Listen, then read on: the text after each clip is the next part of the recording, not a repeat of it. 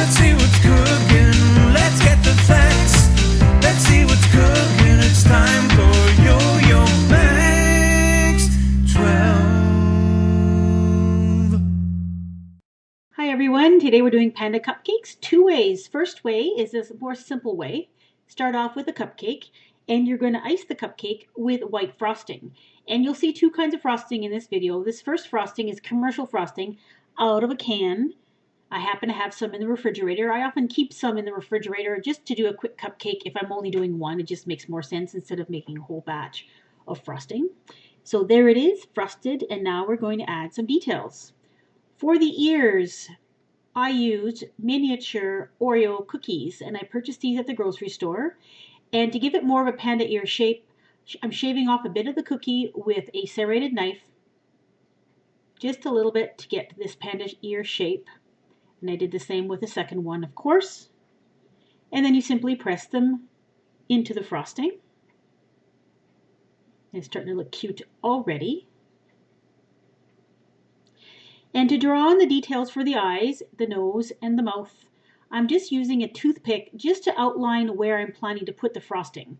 It gives you a better idea of scale and positioning of your details, and just makes it easier to get your final cupcake done.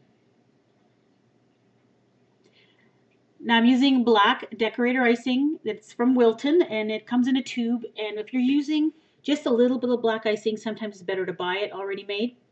And the icing tips fit right on the tubes, which is fantastic. So just draw the black eye patch shapes, and then a little triangle shape for the nose, and then a mouth. And if things aren't quite the way they should be, you can use a toothpick to move things around.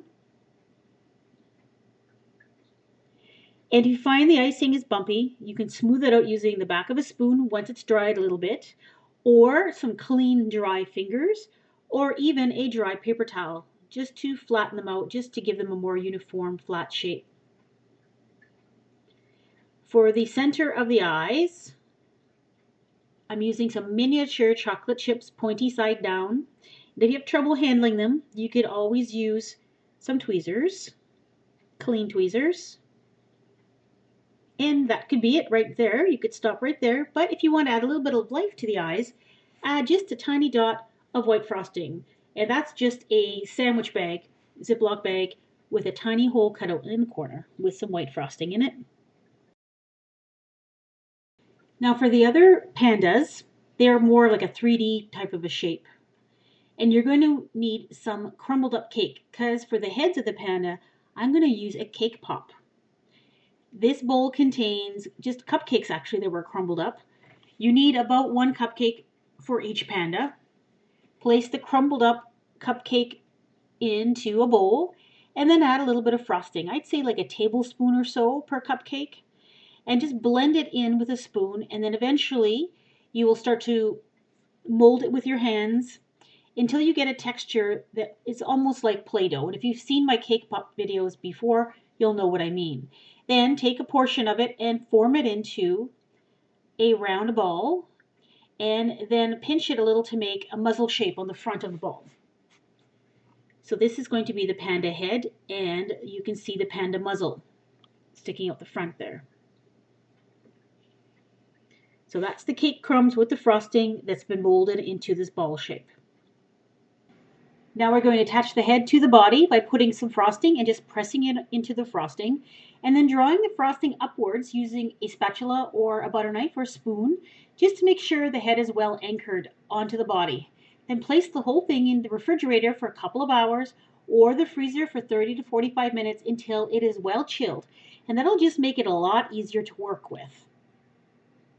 Now cover the entire thing with more frosting, covering the head and the body. This is homemade buttercream frosting. It's my bright white buttercream frosting. I'll put a link to that recipe in the description box if you're interested. Smooth it all around until it's completely covered. And once it's nicely covered, then work on sculpting it a little bit with a spatula or a butter knife, just to bring out some of the details. So I want to make sure that there's a distinct difference between the head and the body, and that this panda does have a little neck. So we're going to just go around and remove a little bit of frosting or move the frosting around to get a nice smooth surface. It sometimes helps to make sure your spatula is clean, so continue to wipe it down as you smooth.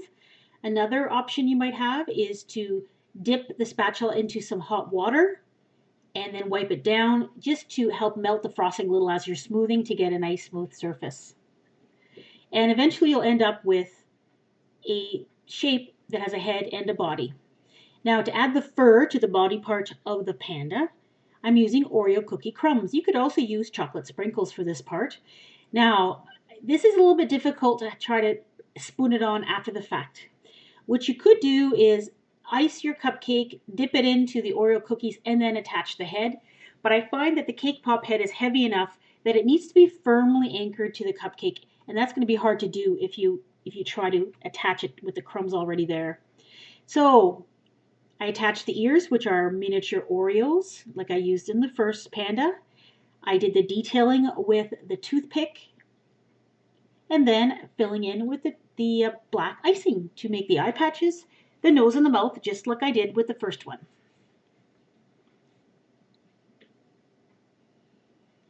And a little white dot for the eye to add a little bit of contrast, but you could also use a miniature chocolate chip as well.